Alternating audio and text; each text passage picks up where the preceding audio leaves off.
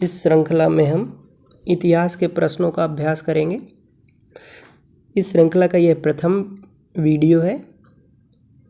स्रोत है एस.के. पांडे जी की बुक। सर्वप्रथम हम प्राचीन भारत के इतिहास का अभ्यास कराएंगे, फिर मेडाइवल का और फिर मॉडर्न का।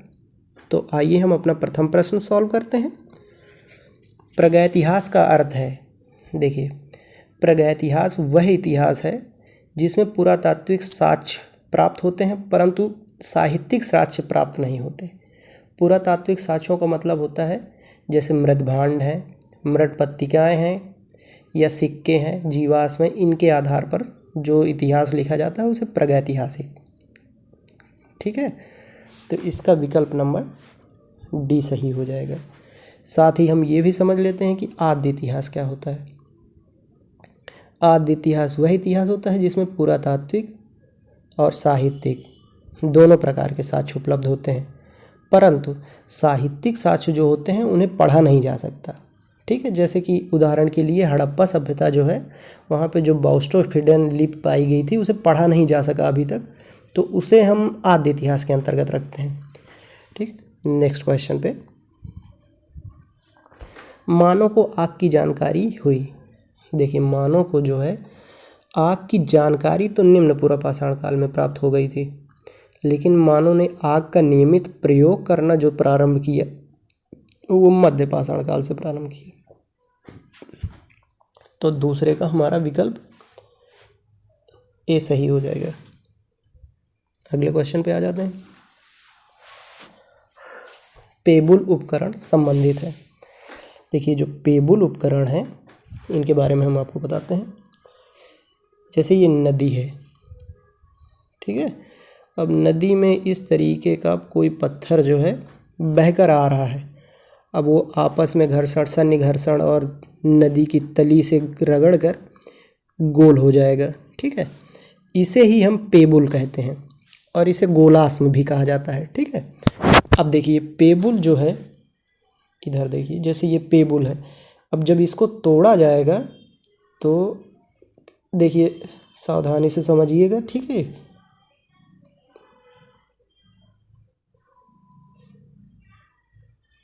देखिए जब इस पत्थर को तोड़ा जाएगा तो इस तरीके से कुछ जो है पत्थर अलग अलग हो जाएंगे, ठीक है।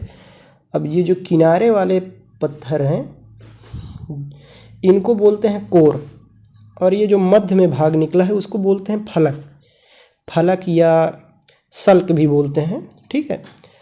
अब देखिए जो पूरा पाषाण काल था उसे 3 भागों में बांटा गया था, निम्न पूरा पाषाण काल, मध्य पूरा पाषाण काल और उच्च पूरा पाषाण काल। जो निम्न पूरा पाषाण काल था वो कोर संस्कृत से संबंधित था, ठीक है। इसको कोर संस्कृत बोलते हैं क्योंकि कोर से निर्मित उपकरणों का प्रयोग हुआ है। मध्य पूरा पाषाण काल में फलक का प्रयोग हुआ है, इसलिए इसे फलक संस्कृत बोलते हैं। और ये उच्च पूरा पाषाण काल में और भी महीन उपकरण प्रयोग होने लगे थे, इसलिए इसे ब्लेड संस्कृत बोलते हैं। तो अब काफ़ी हद तक चीज़ें स्पष्ट हो गई होंगी कि पेबुल क्या है और पेबुल से कैसे कोर और फलक बनते हैं। तो पेबुल उपकरण किस काल से संबंधित है? निम्न पूरा पाषाण काल से, ठीक है। निम्न और मध्य पूरा पाषाण काल दोनों से संबंधित है, लेकिन यहाँ पे हमारे निम्न पूरा पाषाण काल दिया हुआ है तो हम निम्न पूरा पाषाण काल लगाएंगे, ठीक है। नेक्स्ट क्वेश्चन पे आ जाते हैं। सोहन घाटी का संबंध है, निम्न विकल्प है निम्न पूरा पाषाण कालीन स्थल, हड़प्पा कालीन स्थल, नवपाषाण कालीन स्थल। अब देखिए निम्न पूरा पाषाण कालीन कुछ स्थल में बता दे रहा हूँ, आप लोग नोट कर लीजिए, ठीक है। सोहन घाटी, लिद्दर नदी घाटी, बेलन नदी घाटी और महाराष्ट्र का नेवासा, ये सारे स्थल निम्न पूरा पाषाण कालीन स्थल थे, ठीक है। तो सोहन नदी घाटी का संबंध किससे है? ये निम्न पूरा पाषाण काल से, ठीक है। अब देखिए पांचवा क्वेश्चन भी वही दिया हुआ है कि बेलन नदी घाटी, अभी मैंने बताया बेलन नदी घाटी का संबंध निम्न पूरा पाषाण काल से है, ठीक। अगला क्वेश्चन, मानव की आखेट और खाद्य संग्राहक की अवस्था जुड़ी है। देखिए जैसे ही मानव का उद्भव होगा तो उसको खाने के लिए कुछ ना कुछ तो चाहिए ना, तो जाहिर सी बात है कि वो आखेट करेगा। तो ये मानव के विकास के प्रारंभिक चरण से ही शुरू हो जाएगा आखेट और खाद्य संग्रह। वो कुछ खाएगा, कुछ ले आएगा घर में अगली बार खाने के लिए। तो ये हमारा पूरा पाषाण काल सही हो जाएगा, इसका विकल्प नंबर ए। सल्क फ्लैक्स से बने औजार संबंधित है। सल्कों या फ्लैक्स से बने औजार संबंधित है। अभी हमने बताया कि ये जो गोलाश्म है, गोलाश्म है, इससे जो है कोर बनते हैं और फ्लैक्स बनते हैं। तो फ्लैक्स का संबंध मध्यपुरा पाषाण काल से है। तो इसमें विकल्प में कौन सा है? मध्यपुरा पाषाण काल, 7वें का बी नंबर। ठीक है। भीमबेटका का संबंध है। क्वेश्चन नंबर 8 में भीमबेटका का संबंध है। देखिए भीमबेटका जो है ये हमारे मध्य प्रदेश का एक स्थल है।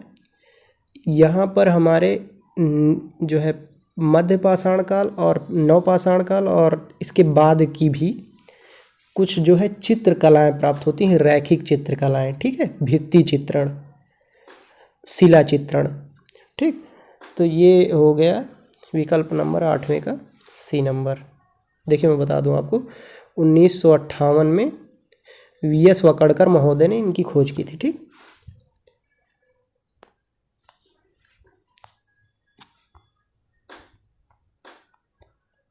क्वेश्चन नंबर 9 पशुपालन संबंधित है।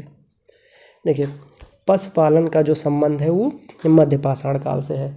सर्वप्रथम जो आदमगढ़ है, होशंगाबाद, जो मध्य प्रदेश का स्थल है, वहाँ से पशुपालन के सर्वप्रथम साक्ष्य प्राप्त हुए थे।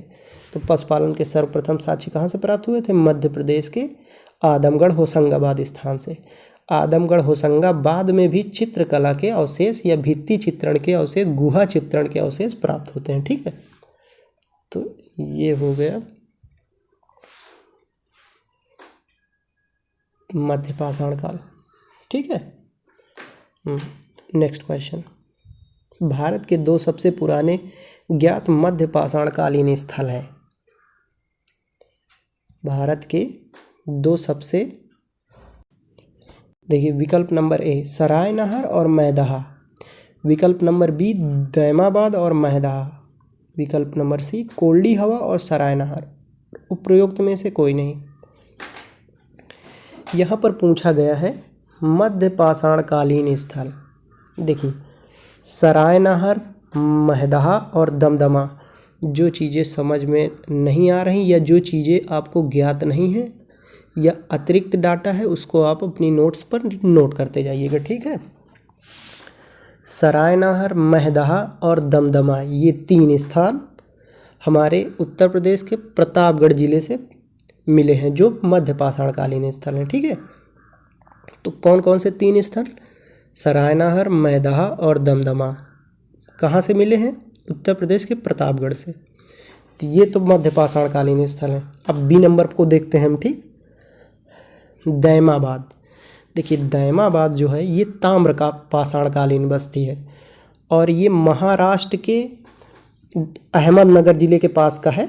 तो ये दैमाबाद, ये विकल्प गलत हो जाएगा। ठीक है, दैमाबाद कौन सा स्थल है? ताम्र पाषाण कालीन बस्ती है, ना कि पाषाण कालीन। ठीक, कोल्डी हवा, सी नंबर विकल्प पे आ जाते हैं। कोल्डी हवा, देखिए जो कोल्डी हवा है, चौपानी मांडव हैं, ये सब अपने प्रयागराज के 9 पाषाण कालीन स्थल हैं। तो ये भी विकल्प सही गलत हो जाएगा। कोल्डी हवा कैसा, कौन सा स्थान है? 9 पाषाण कालीन स्थल है और अपने प्रयागराज का है। ठीक, तो इस तरीके से विकल्प अपना ए सही हो जाएगा। क्वेश्चन नंबर 11, प्रारंभिक स्तंभ गर्त पाए गए हैं। देखिए स्तंभ गर्त का मतलब है गर्ता आवास। ठीक है, तो ये सरायनहर और मैदहा से प्राप्त हुए हैं, इसको लगा लीजिए। सरायनहर और मैदहा, यहाँ से जो है बहुत गर्त चूल्हों के भी अवशेष प्राप्त हुए हैं। ठीक है। क्वेश्चन नंबर 12, मानव द्वारा पाला गया पहला पशु। ये आप लोगों को पता ही होगा कि मानव द्वारा सर्वप्रथम कुत्ते को पाला गया था। ठीक, मानव द्वारा प्रयोग की गई पहली धातु। देखिए सबसे पहले पूरा पाषाण काल आया, फिर ताम्र पाषाण काल आया। इन दोनों को मिला के प्रागैतिहासिक काल के अंतर्गत इन दोनों को रखा जाता है, ठीक। फिर इसके बाद हड़प्पा सभ्यता आई, जिसे आद्य ऐतिहासिक काल में रखा जाता है। और फिर वैदिक सभ्यता और इसके बाद की सारा इतिहास के अंतर्गत रखा जाता है, ठीक है। तो ये जो मानव द्वारा प्रयोग की गई पहली धातु, पहले तो पाषाण प्रयुक्त किया गया, फिर इसके बाद ताम्र पाषाण मतलब तांबा। तो विकल्प नंबर ए सही हो जाएगा। मानव द्वारा उपयोग में लाई गई पहली फसल। देखिए इसको जो है मानव द्वारा उपयोग में लाई गई पहली फसल जौ है। हालांकि एस.के. पांडे सर ने इसको गेहूं बताया है, लेकिन अभी तक जो हमने अन्य जगह से भी पढ़ा तो जौ हमको आंसर प्राप्त हुआ है, ठीक। क्वेश्चन नंबर 15, कृषि का प्रथम उदाहरण कहाँ से प्राप्त हुआ है। देखिए कृषि का प्रथम उदाहरण कहाँ से प्राप्त हुआ, आदमगढ़ से, कोल्डी हवा से, मेहरगढ़ से, नवपाषाण कालीन। देखिए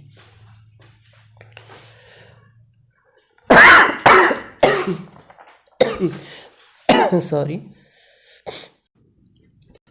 देखिए कृषि का प्रथम उदाहरण कहाँ से प्राप्त हुआ। देखिए कृषि का प्रथम उदाहरण जो है इन विकल्पों में मेहरगढ़ से प्राप्त हुआ है, ठीक है। मेहरगढ़ से, जो बलूचिस्तान पाकिस्तान का हिस्सा है, पाकिस्तान का एक प्रांत है बलूचिस्तान, जो उत्तरी बलूचिस्तान और दक्षिणी बलूचिस्तान दो भागों में बटा हुआ है। तो बलूचिस्तान में मेहरगढ़ नामक एक स्थान है, जहाँ से लगभग 7000 BC के आसपास जो है कृषि के साक्ष्य मिले थे।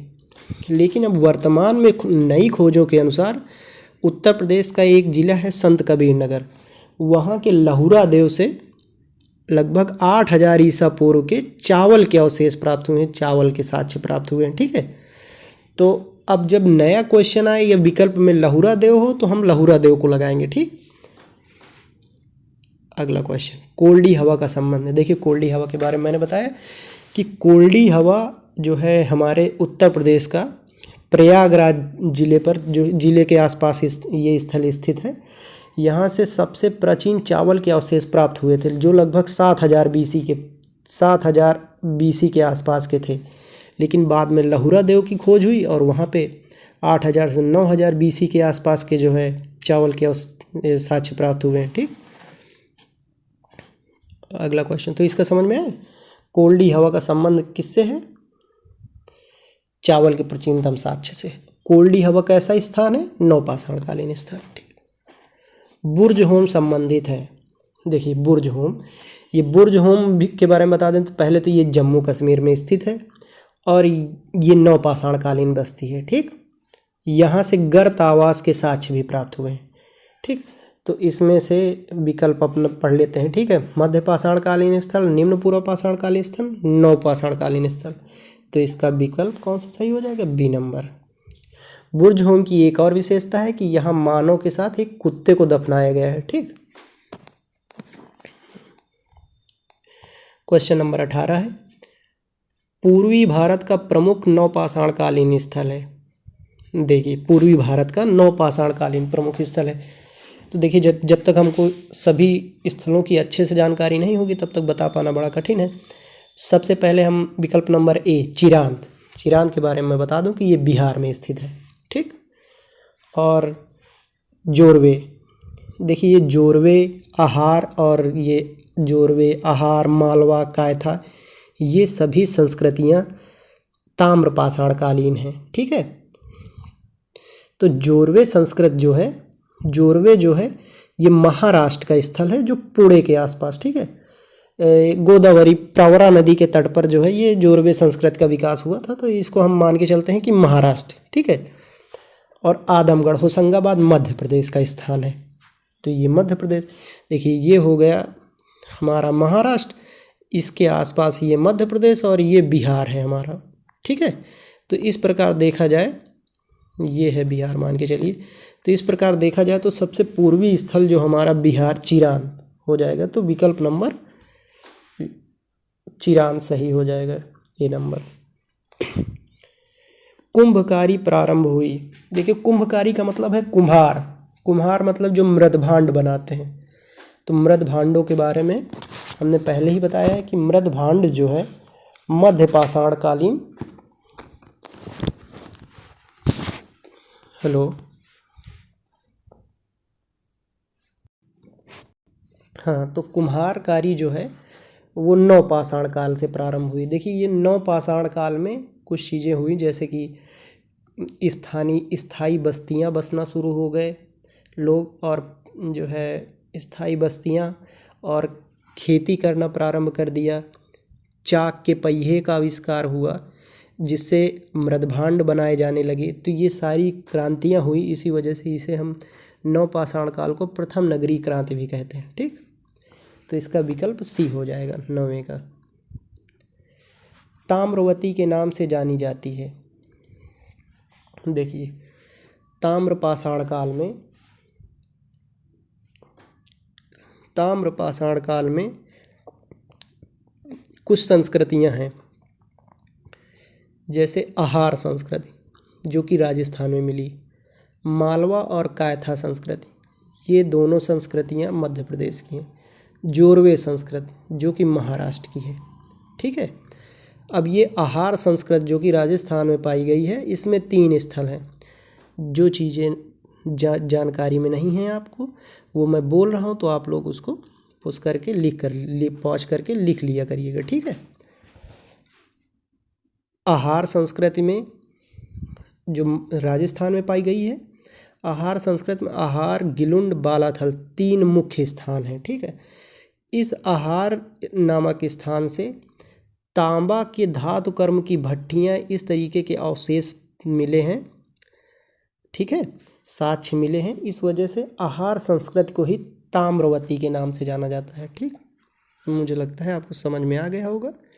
आहार संस्कृति में आहार नाम का जो स्थान है राजस्थान में, वहाँ पे ताम्र धातु शोधन की भट्टियाँ, धातु कर्म की भट्टियाँ पाई जाती हैं, इसी वजह से इस शहर का नाम ताम्रवती रखा गया। ठीक, हड़प्पा की कनिष्ठकालीन संस्कृति है। ठीक है, हड़प्पा की कनिष्ठकालीन संस्कृति का मतलब होता है जो हड़प्पा से पूर्व संस्कृति रही हो। ठीक है, जैसे कायथा संस्कृति, मालवा संस्कृति और वैदिक संस्कृति विकल्प हैं। ठीक है, तो देखिए इसमें से कायथा संस्कृति जो है वो हड़प्पा संस्कृति से पूर्व की संस्कृति है। मालवा संस्कृति जो है वो हड़प्पा के समकालीन संस्कृति है, और वैदिक संस्कृति तो सबसे बाद में है। जैसे इनका क्रम है, सर्वप्रथम पाषाण काल, फिर इसके बाद ताम्रपाषाण काल, और फिर ताम्रपाषाण काल के बाद हड़प्पा संस्कृति, हड़प्पा सभ्यता, फिर वैदिक संस्कृति। तो इस तरीके से ये जो मालवा संस्कृति थी और हड़प्पा संस्कृति थी, ये दोनों लगभग समकालीन हैं। तो कायथा संस्कृति को हम विकल्प सही मानेंगे। ठीक, इनाम गांव ताम्रपाषाण युग की एक बड़ी बस्ती थी, इसका संबंध है। देखिए इनाम गांव जो है जोरवे संस्कृति का एक शहर था। ठीक है, जो कि बहुत बड़ी नगरीय बस्ती थी। ताम्रपाषाण कालीन सबसे बड़ी नगरीय बस्तियों में से इनाम गांव थी। ठीक है, तो इसका संबंध है जोरवे संस्कृति, कायथा संस्कृति, मालवा संस्कृति, उपरोक्त सभी से। तो इनाम गांव का संबंध किससे है? जोरवे संस्कृति से। ठीक, अब देखिए आप लोग चाहें तो नोट कर सकते हैं, मैं बताते जा रहा हूँ। ठीक है, मालवा जो था, मालवा में 3 स्थान थे। मालवा संस्कृति में 3 स्थान थे, मालवा, नागदा और नौदा टोली। ठीक है, इसी प्रकार कायथा संस्कृति में थे एरण था। ठीक है, और जोरवे संस्कृति में इनाम गांव, निवासा, इस तरीके के स्थल थे। ठीक है, तो ये कायथा संस्कृति में एरण और त्रिपुरी। ठीक है, उज्जैनी भी एक स्थान था। जोरवे संस्कृत में हमने बताया कि कौन था? निवासा था, इनाम गांव था और दैमाबाद। ठीक है, दैमाबाद भी जोरवे संस्कृत का ही हिस्सा था। मालवा में फिर से आप देख लीजिए, मालवा, नागदा और नौदा टोली। ठीक, ताम्र पाषाण संस्कृतियों में निम्न में से किस संस्कृति के पत्थर के औजार नहीं मिले? देखिए अभी हमने एक क्वेश्चन पढ़ा था जिसमें आहार संस्कृति को ताम्रवती शहर के नाम से जाना जाता था। यहाँ ज़्यादातर औजार तांबे के बने हुए हैं, तो यहाँ पत्थरों के औजार नहीं प्राप्त हुए हैं, तो 23 का बी नंबर सही हो जाएगा। दैमाबाद का संबंध है। देखिए दैमाबाद ताम्रपाषाण कालीन बस्ती है, अभी मैंने बताया था, जो जोरवे संस्कृत से संबंधित है। दैमाबाद कहाँ से संबंधित है? जोरवे संस्कृत से संबंधित है, महाराष्ट्र का स्थल है, ठीक है। ताम्रपाषाण कालीन बस्ती। 25वां नंबर, बड़ी संख्या में दफनाए गए बच्चों के समाधान प्राप्त हुए हैं। देखिए बड़ी संख्या में यहाँ पे बच्चों के दफनाए जाने के साक्ष्य प्राप्त हुए हैं। कहाँ से? जोरवे संस्कृत से। इसको याद कर लीजिएगा आपने। गिलुंड स्थल संबंधित है। अभी हमने बताया कि आहार संस्कृत में 3 स्थल थे, आहार गिलुंड बालाथल, ठीक है। आहार गिलुंड और बालाथल। तो गिलुंड स्थल किससे है? आहार संस्कृत से। मालवा में मालवा, नागदा और नौदा टोली, ठीक। ताम्रपाषाण मृदभांडों में उत्कृष्टतम मृदभांड है, ठीक। ताम्रपाषाण मृदभांडों में जो है उत्कृष्टतम जो मृदभांड प्राप्त हुए हैं वो मालवा मृदभांड से प्राप्त हुए हैं, ठीक है। ये ताम्रपाषाण कालीन बस्ती थी मालवा, जहाँ से सर्वाधिक उत्कृष्ट कोटि के मृदभांड प्राप्त हुए हैं, ठीक। आंध्र प्रदेश का उतनूर संबंधित है। देखिए आंध्र प्रदेश का जो उतनूर जिला है, आंध्र प्रदेश का जो उतनूर जिला है, ये नवपाषाण कालीन बस्ती है। एक सेकेंड, नवपाषाण कालीन बस्ती है, ठीक है। अगला क्वेश्चन, हल्लूर, पिकलीहल, संगनकल्लू, टी नरसिंहपुर और पय्यमपल्ली का संबंध किससे है? देखिए ये हल्लूर, पिकलीहल और संगनकल्लू, ये सारे स्थल जो है नवपाषाण कालीन स्थल है, और ये सभी कहाँ स्थित है? कर्नाटक में, ठीक है। ये याद रखिएगा कि ये कर्नाटक के स्थल हैं जो नवपाषाण कालीन स्थल हैं, ठीक है। कोडेक्कल भी स्थान है जो नवपाषाण कालीन स्थल है और नवपाषाण संस्कृत से संबंधित है। माइक्रोलिथिक औजार संबंधित है। देखिए माइक्रोलिथिक औजार जो है वो मध्य पाषाण काल से संबंधित है। जब पूरा पाषाण काल खत्म हुआ, उच्च पूरा पाषाण काल, इसके बाद हिमयुग भी समाप्त हो गया। जैसे ही हिमयुग समाप्त हुआ, मैदानों में नई घास आ गई और नए नए छोटे छोटे प्रकार के जीव जो है, जीवों का उद्भव हुआ। तो इस प्रकार से जो छोटे पशु थे उनका शिकार करने के लिए औजारों को भी थोड़ा सा नया बनाने पड़ा, नए प्रकार का जो है बनाना पड़ा। तो छोटे छोटे जो नए औजार बनाए गए उनको माइक्रोलिथिक बोलते हैं, ठीक है। तो ये मध्य पाषाण काल से संबंधित है। आज बस इतना ही क्वेश्चन रखेंगे, नहीं तो वीडियो थोड़ा सा बड़ा हो जाएगा। ऐसे ही डेली हम जो है कुछ कुछ क्वेश्चनों की प्रैक्टिस कराएंगे, और जल्द ही आपकी ये प्राचीन भारत का इतिहास है इसकी प्रैक्टिस ख़त्म करवा देंगे, ठीक है। आप लोग लगातार पढ़िए और अपना रिव्यू दीजिए, कैसा लगा वीडियो आप लोगों को। जो खामियां हों वो भी आप बता सकते हैं कमेंट बॉक्स में। आज के लिए धन्यवाद।